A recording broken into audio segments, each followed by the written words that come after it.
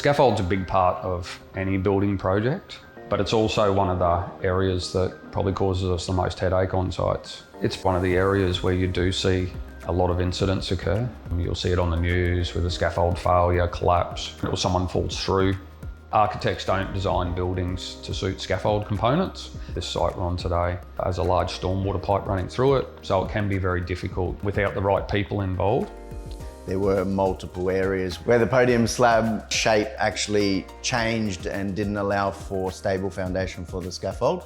So therefore those legs needed to be suspended over the top back to the supporting concrete. The design through the irregularities was modified to enable no gaps between the building facade and the actual scaffold, so there was no falling objects, and to ensure adequate edge protection and worker safety. Painters work with each subcontractor that we tender with and get their design feedback on how scaffolding will work on a building and what they can offer us in terms of a safer environment for not just them when they're building it, but for our trades coming through. Everyone knows how to work on the scaffold. Everyone knows not to touch the scaffold in terms of components because it can be detrimental.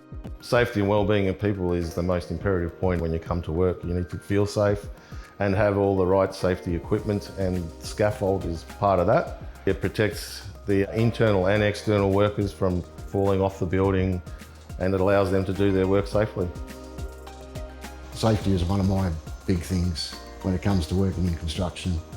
The procedures that we've got in place makes me feel good that I can actually get onto scaffold and not having to be concerned about certain gaps in the scaffold. I myself did my basic scaffolding training, which was funded by the company in regards to our training funding. And that's available to any worker on site, whether it's an apprentice or a foreman or a site manager.